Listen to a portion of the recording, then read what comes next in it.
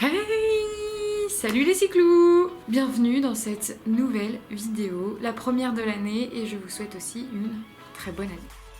Je me permets d'introduire ma petite voix dans la vidéo. Vous vous en doutez, j'avais préfilmé cette vidéo au mois de janvier et j'ai un petit peu de retard sur le montage, donc c'est pour ça que je vous souhaite la bonne année.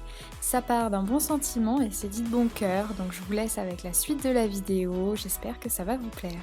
Comme vous l'avez vu dans le titre de la vidéo, aujourd'hui on va se demander comment repeindre son vélo. Je vais vous partager un petit peu mes expériences, vous allez voir, j'ai eu l'occasion dernièrement de repeindre un vélo pour un client, on va dire, particulier. Et donc du coup, je me suis dit que ça pouvait être une bonne raison de vous faire une petite vidéo pour vous montrer un petit peu tous les conseils qu'on m'a donnés et comment moi j'ai procédé pour le faire. J'ai déjà repeint un vélo, mon propre vélo, je l'ai repeint il y a quelques années, il y a 3 ans de ça, et je vais pouvoir aussi vous donner des conseils sur les choses qu'il ne faut pas faire quand on repeint son vélo, qu'il ne faut pas oublier, surtout les choses importantes.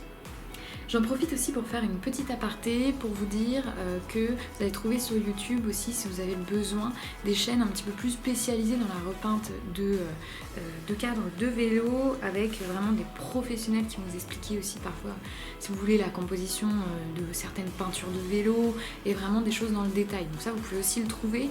Moi, je vais rester un petit peu sur le global, même s'il y a quand même pas mal de choses, mine de rien. C'est un métier à part entière quand même, mais on va rester assez dans le... Voilà, ce qu'il faut savoir pour finalement faire une bonne peinture, mine de rien, et ne pas rater sa peinture. Du coup, c'est parti, let's go. On va discuter un petit peu de tout ça. La première étape, elle paraît un peu anodine et logique, mais au cas où on l'a dit, évidemment ça va être de démonter tout ce qu'il y a sur votre vélo. Donc vous allez vous retrouver avec le cadre et la fourche d'un côté. Si vraiment vous n'arrivez pas à tout enlever, vous pouvez mettre évidemment du scotch autour de ce que vous voulez pas repeindre, il n'y a pas de souci. La petite parenthèse que je trouve quand même importante, ça va être de boucher tous les petits trous où vous avez des filetages.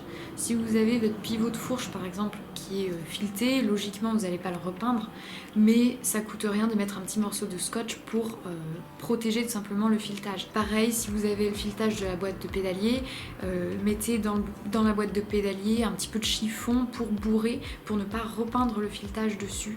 Et pareil pour les petits trous, vous savez, pour les porte-bagages ou pour les garde-boue. Généralement, on arrive à refaire avec la vis le filetage, mais ça coûte rien, puis au moins on est tranquille. Pour continuer, vous allez le voir dans les images, moi j'ai procédé sur un ponçage complet de mon vélo. En fait, le cadre avait été repeint avec un après rouge en dessous, la couleur noire. C'était pas hyper beau et j'ai décidé de le mettre totalement nu en fait pour le traiter aussi, pour la rouille, ce genre de choses là. Donc du coup moi j'ai procédé par un ponçage entier avec des grains, avec du papier à poncer tout simplement. Et j'ai commencé du coup par un grain quand même fort pour enlever les premières couches, donc c'était du 120 que j'ai pris et ensuite j'ai pris du 240, du grain plus fin pour pouvoir après aller un petit peu plus en profondeur dans le vélo et ne pas non plus rayer absolument tout le cadre. Donc vous avez cette possibilité là, vous pouvez aussi sabler le vélo, soit vous allez chez un professionnel. Au niveau du tarif, je ne saurais pas vous dire par contre combien ça coûte. Vous pouvez faire un sablage. Si vous comptez collectionner des vélos et en refaire certains, vous pouvez aussi investir dans certains outils, on va dire, pour sabler un cadre. Le plus relou, c'est de trouver en fait la cabine, on va dire, où le faire. Mais un sac de sable de plusieurs kilos, un pistolet, un compresseur, un filtre pour éviter que ça aille dans le compresseur, c'est tout à fait faisable. Et la troisième solution, on va dire, c'est certains le font, moi je l'ai jamais fait, j'ai toujours pensé mes cadres en fait à nu. Certains vont juste en fait gratter tout simplement le vernis, un petit peu la peinture l'ancienne peinture du vélo et vont repeindre directement par-dessus. Je l'ai pas filmé non plus, mais pour ce qui est des parties sur le vélo, comme je vous l'ai dit, c'est un cadre qui avait été repeint et certaines parties avaient été repeintes en fait avec beaucoup de couches. Il était pas vraiment uniforme, on va dire, au niveau de la répartition de la peinture, et donc il y a certaines couches que j'ai eu vraiment beaucoup de mal à enlever, même avec le papier à gros grains. Et donc pour ça, mon carrossier, je ne saurais pas vous dire par contre le nom, mais m'a filé un diluant, un décapant. C'est un produit, on va dire, transparent que vous allez venir mettre avec le pinceau et qui va venir faire cloquer la peinture ensuite avec une brosse métallique. Vous aurez juste à brosser pour enlever vraiment les grosses couches de peinture. Pour ma part, ça a très très bien marché, donc super. Mais à faire évidemment en extérieur. Et une fois que tout est fait, ne pas oublier de bien dégraisser et dépoussiérer le vélo. Maintenant, une fois que toute la préparation du vélo a été faite, et souvent c'est le plus chiant à faire, vous allez pouvoir commencer donc la meilleure partie, peindre le vélo. Donc première étape, je vais vous mettre quelques images, ça va être de choisir soit un primaire, un primer, ou alors un après. Il existe pas mal de confusion, je trouve, sur la différence entre un primer et un après. D'après ce que j'ai compris et ce qu'on a fait nous sur le cadre donc en carrosserie, on a mis tout d'abord un primaire phosphatant, donc c'est un primaire qui va venir isoler le cadre et qui va être anti-corrosion, anti-rouille, ce genre de choses là. Ensuite, l'idéal c'est de mettre un après. En fait, la différence entre un primer et un après, ça va être que votre primer va venir vraiment traiter tout simplement votre cadre selon le métal, le matériau dans lequel il est fait.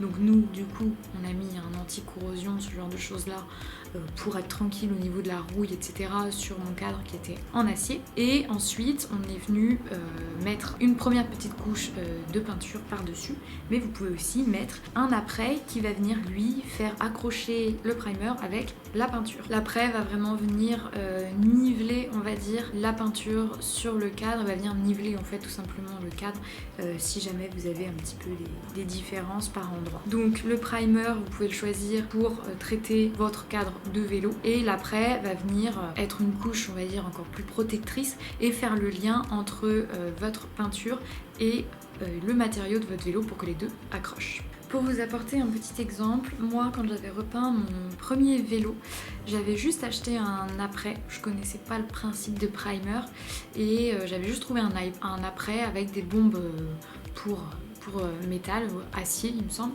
et j'avais repeint mon vélo comme ça. Donc j'avais mis un après en gris pour faire le lien entre mon cadre et la peinture. J'étais venue un petit peu le poncer et ensuite j'avais mis mes différentes couches de peinture et mon vernis. Et avec le temps, certaines rayures, comme j'avais pas traité mon cadre avant avec un primer, certaines rayures sont venues en fait complètement rouiller et donc j'ai pas mal de corrosion sur mon cadre.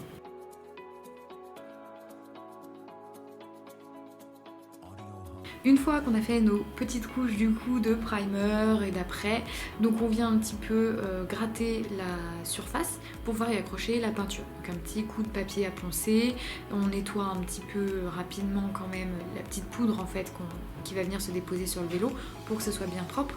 On va venir y mettre notre peinture. Et là en termes de peinture, il existe énormément de choses. Donc j'ai fait un petit peu le tour de certains sites, de ce que proposaient certaines entreprises aussi qui sont spécialisées dans les cadres de vélo et qui vont vous faire des peintures avec énormément d'effets. Pour notre part, on a juste mélangé les couleurs, on a juste mis une peinture simplissime, mais vous allez avoir beaucoup de peintures à tous les prix. Vous avez des bombes qui coûtent 10 €, vous en avez qui coûtent 50 € dès que vous avez un effet caméléon, ce genre de choses là, ou encore plus. Donc en termes de peinture, vous allez avoir les peintures donc classiques, vous allez avoir les peintures à effet, j'ai noté les peintures à effet métal, les peintures effet chrome, vous allez avoir les peintures fluorescentes à effet cristal, donc celle-ci a coûté 60 €, je crois que je suis allée sur le site, c'est Spraybag, j'ai dû aller je pense. Vous allez avoir les peintures à effet caméléon, à effet holographique, celles-ci elles sont hyper stylées. Vous allez avoir des peintures à effet diamant, il faut voir ce que ça donne, j'aimerais bien voir ce que ça donne. Des peintures arc-en-ciel, des peintures phosphorescentes, voilà,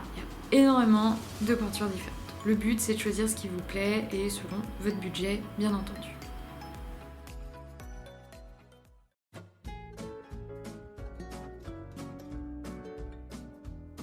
Et c'est le retour de la petite voix. Donc je vais vous expliquer un petit peu. Comme vous pouvez le voir, pour le coup, on a accroché un peu comme on pouvait avec du scotch, du coup, la fourche. Et pareil pour le cadre qu'on a suspendu tout simplement dans la cabine pour pouvoir repeindre tout ça tranquillement.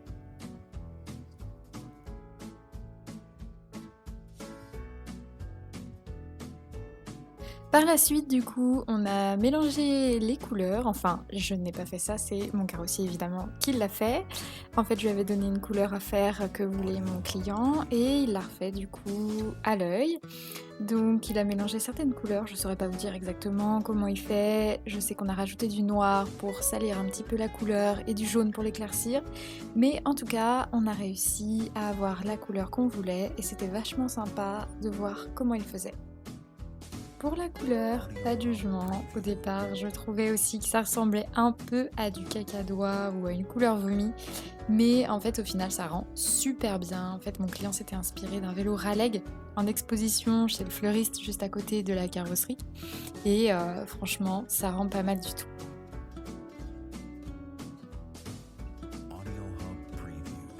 Ensuite, notre peintre nous a passé donc la première couche sur le vélo, on a laissé sécher quelques minutes et puis on a passé la deuxième couche pour finir par le vernis et franchement c'était hyper satisfaisant à regarder. J'ai pas essayé, j'avais trop peur de pas avoir le coup de poignet mais franchement c'est bien sympa. De votre côté, pour repeindre votre vélo, vous pouvez directement le faire à la bombe, sans être trop près du vélo bien évidemment, avec un bon coup de poignet assez doux.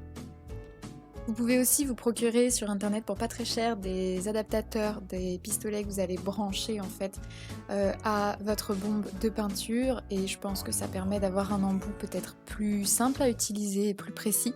J'ai jamais testé mais j'ai vu que ça existait et sinon vous pouvez aussi vous procurer tout le gros matos comme un professionnel. Pour ce qui est du temps d'attente de séchage entre chaque couche, pour les couches de peinture, du coup on a attendu entre 2 et 5 minutes, il faut juste que ce soit sec on va dire en surface. Et pour passer à la couche de vernis, on a attendu un petit peu plus longtemps que la peinture soit un petit peu plus dure. Mais on n'a pas non plus attendu que la peinture sèche totalement. Donc on a remis le vernis ensuite par-dessus et on a fait 2 couches de vernis.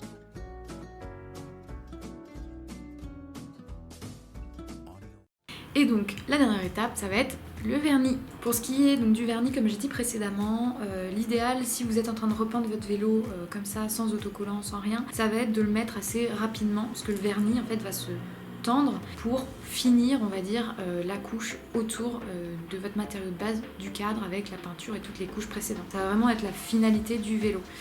C'est là que moi je me suis fait avoir, où j'en ai pas mis du tout assez sur mon premier vélo et donc il s'est abîmé vraiment très très vite. Et après, si vous avez des décalcomanies donc à mettre, comme je disais, entre la peinture et la couche de vernis, l'idéal c'est cette fois-ci de laisser sécher entièrement la peinture.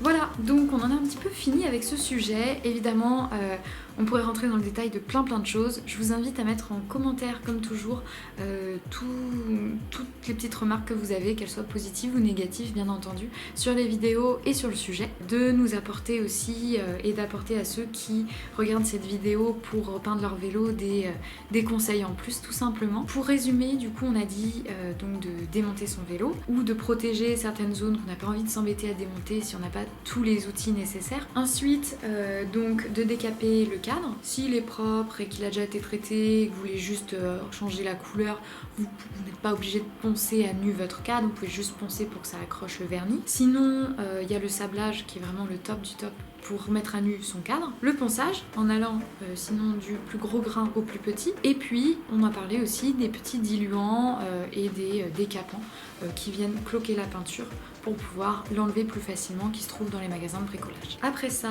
on a dit du coup la pose d'un primaire, d'un traitement correspondant en fait aux matériaux de votre cadre. Là, je vous le conseille fortement, ne faites pas la même erreur que moi. Ensuite, vous pouvez mettre un après si vous voulez ou passer directement à la peinture. Et ensuite, on va venir y appliquer nos couches de vernis et entre les deux, si nécessaire, nos autocollants.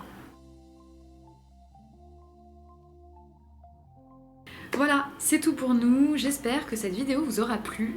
J'étais très contente de filmer ça. Je suis hyper contente d'avoir été en cabine et d'avoir pu tester un petit peu et m'imprégner de ce métier qui est quand même rempli de connaissances et de savoir-faire. Donc n'hésitez pas à partager vos expériences aussi pour ceux qui regardent cette vidéo et qui vont bientôt peindre leur premier vélo. N'hésitez pas à mettre un pouce si ça vous a plu, à vous abonner pour les prochaines vidéos. Je vous remets mon Instagram quelque part par là. Donc voilà, on se retrouve pour de prochaines restaurations. Bye!